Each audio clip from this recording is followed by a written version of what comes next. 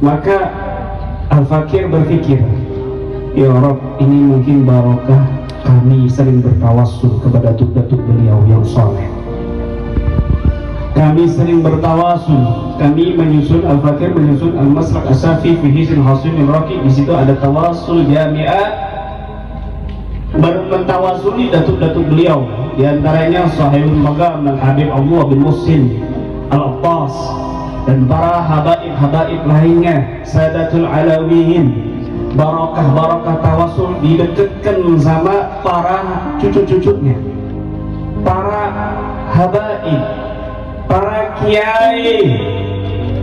Tapi sekarang ya Allah, karena mereka tahu nih orang-orang kafir, kekuatan muslimin, mereka bisa melawan penjajahan di muka bumi Indonesia karena tidak ada lain, adanya habaib, adanya ulama yang terus membakar semangat warga penduduk Indonesia. Allahu Akbar. Allahumma sholli ala Muhammad. Akhirnya iblis, setan ngadu domba, ulama sama habaib diadu domba. Hati-hati. Kenapa?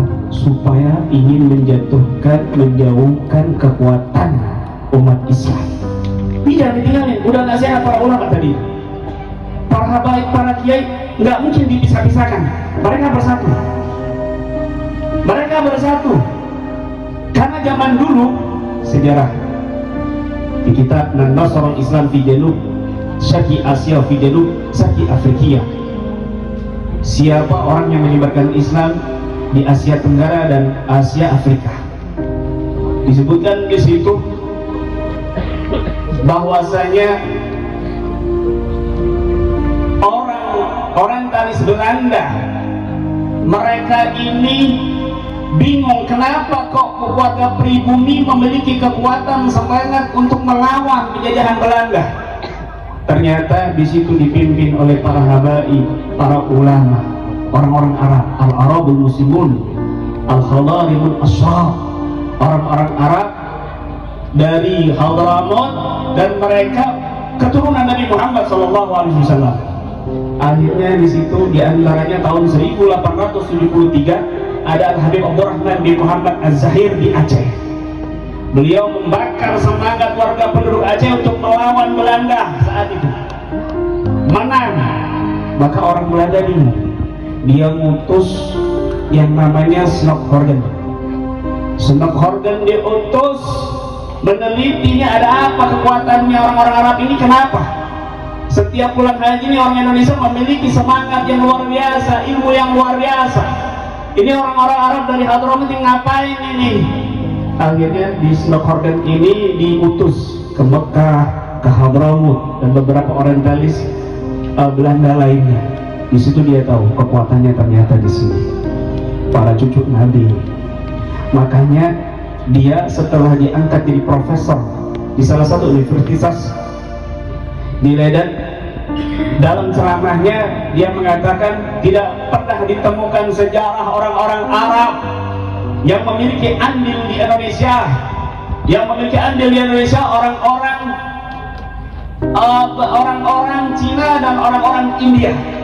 Dihapus itu sejarahnya orang-orang Arab Hadramaut yang datang ke Indonesia, dihapus. Terus digaungkan di sekolah-sekolahan, di kuliah-kuliahan. Akhirnya mereka membeli juga kutaban, mereka membeli penulis-penulis dari orientalis Belanda dan bahkan dari Wataniyin, pribumi juga, untuk menulis, memanipulasi sejarah. Sehingga banyak yang meyakini bahwa di Indonesia ini pendatangnya dari India sama Cina dan mereka berdagang. Kalaupun ada sejarah orang Arab di situ ditulis untuk berdagang, padahal kenyataannya mereka bawa harta, mereka bawa benda semua yang mereka miliki untuk berdakwah di tanah mulia Indonesia ini. Nggak ada mereka, kalau nggak ada mereka mungkin kita masih menyembah berhala. Kalau nggak ada mereka ini wali songo, cucu-cucu Nabi, para habaib yang datang ke Indonesia, kita nggak kenal Nabi Muhammad.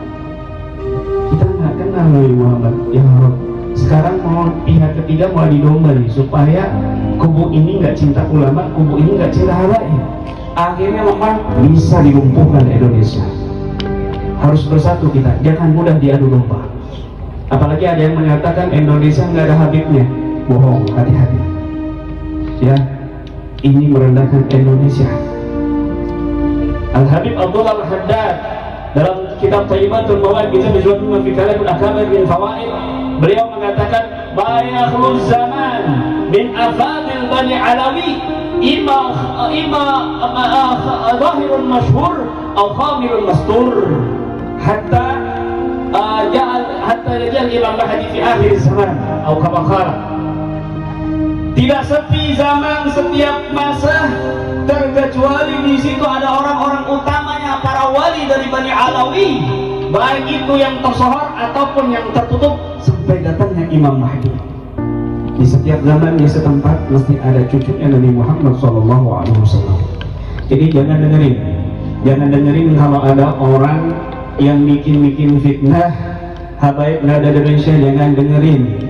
Ini ajaran menyimpang dari Ahlus Sunnah wal Jamaah. Apalagi sampai mengatakan nggak ada hadis satupun dalil yang menyatakan untuk menghormati keturunan Nabi, memuliakan, mencintai keturunan Nabi. Ini dusta. Kenapa? Karena mayoritas ulama Ahlus Sunnah wal Jamaah memiliki keyakinan, memiliki ajaran untuk mencintai wajib ittafaqal muslimun fi wujubi mawaddati ahli bait Nabi wa mahabbatihim. Sepakat para ulama untuk mencintai para keturunan Nabi Muhammad SAW. Ada yang bilang keturunan Nabi, Ahlul Bait Nabi cuma Sayyidah Fatimah, cuma Sayyidina Hasan, cuma Sayyidina Husain, cuma Sayyidina Ali. Itu aja Ahlul Bait. Berarti fikihnya dia nggak matang. Fikih-fikih ibtidah mubtada udah jelas. Ahlul Bait Nabi man harma sadaqah ba'dah dalam hadis.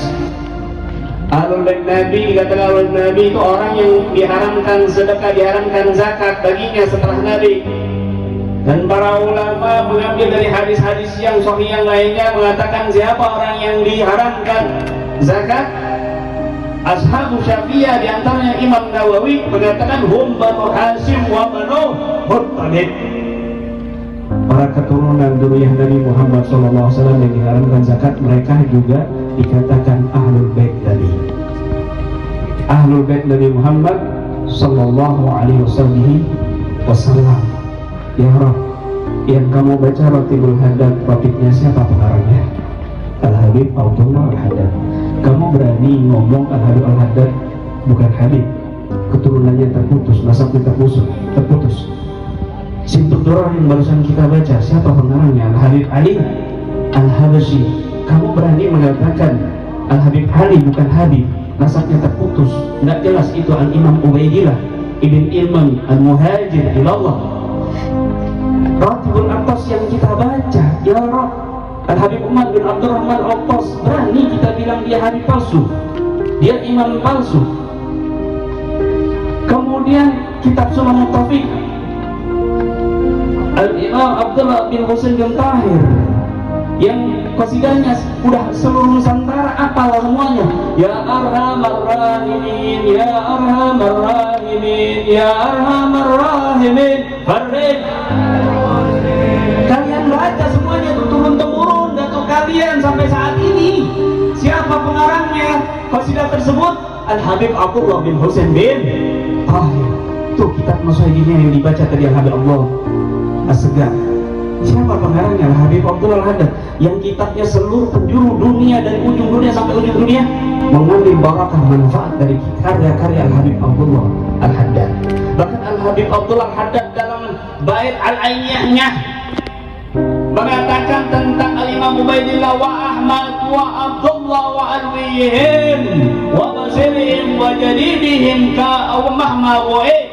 Beliau dengan terang-terangan menyatakan, menampilkan biografi anak-anak daripada Al-Imam Muhajir, di antaranya Abdullah. Kita mau percaya siapa? Al-Habib Abdullah apa orang itu yang lebih? Mau percaya siapa? Al-Habib Abdullah apa orang baru? Abdullah. Jawab yang tegas. Percaya siapa? Al-Imam Abdullah apa orang itu? Abdullah. Allahumma sholli ala Muhammad. Hati-hati, mereka bingung bikin isu imigran Yaman. Kalau kita tanya nih misalnya Al-Habib Abdullah, anaknya siapa? Anaknya Al-Habib Agasim, anaknya Al-Habib Ja'far. Al-Habib Ja'far lahir di mana? Di Indonesia. Terus masih pribumi. Coba lu, anaknya siapa? Bulan. Terus lahir di mana? Bapak lu di sini. Kakek lu lahir di mana? Di sini. Terus buyut lu lahir di mana? Di sini. Buyut lu lagi lahir di mana? Nggak tahu, bisa jadi Cina, Yahudi. Kok bingung? Nggak usah bingung, ya Rob. Mereka datang ke sini untuk dakwah. Kalau nggak ada mereka mungkin kita masih menyembah berhala. Naudzubillah min dzalik. Hati-hati, ya. Dengarkan terakhir. Nabi SAW pernah bersabda begini. Ra'aitu umudan kitab untuzi'a min tahti bisadati. Wa nadartu laha fa idza huwa nurun safi'un umida ila syam. Ala innal iman idza waqa'at al-fitan fi syam. Dengarkan baik-baik. Aku pernah bermimpi, kata Nabi SAW. Ra'aitu umudan kitab.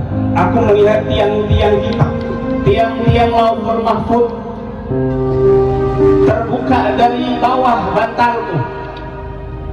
Lalu aku pandangi tiang-tiang lauhul mahfuz itu, fa idza huwa nurun safi'un, ternyata itu berupa cahaya yang terang benderang, umida ila syam, yang mengarah ke Syam.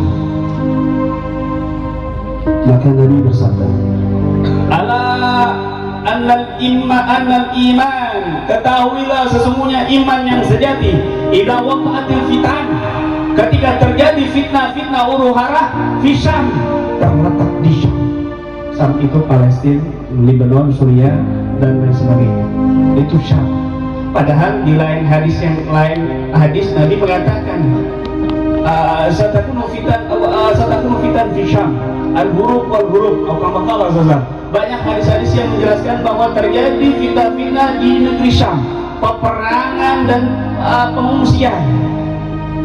Tapi wala tasubbu Syam, jangan kamu mencela Syam. Meskipun ada fitnah huru-hara peperangan terjadi di timur tengah, di Islam dan sebagainya, wala tasubbu Syam, jangan kamu mencela Syam. Fa inna fihimul abdan, karena di Syam itu Palestina dan sebagainya ada wali-wali abdan. Bahkan nanti benteng terakhir umat muslim ketika Dajjal keluar itu di Syam, di Palestina. Benteng terakhir umat Islam itu. Hati-hati, balik ke Yaman, balik ke Syam, hati-hati ini ucapannya, ya. Bahkan di hadis yang lain Nabi pernah mengatakan, Allahumma barik yang fi yamanina wa syamina, Allahumma barik fi syamina wa yamanina. Ya Allah, berkahi Syam kami dan Yaman kami. Ya Allah, berkahi Syam kami dan Yaman kami. Ada sahabat dari Najd ngomong, ya Rasulullah, wa fi Najdina, ya Rasulullah, doakan juga Najd kami, Saudi kami, ya Rasulullah, doakan juga berkah. Apa jawab Nabi? Fiha az-zalazil wal fitan wa fiha yadharu qarnu syaitan. Di Najd itu akan muncul fitnah dan kegoncangan, dan di Najd itu, di Saudi itu akan muncul tanduknya setan. Maka ini akhir zaman, ya, jangan mau diadu domba oleh pihak ketiga.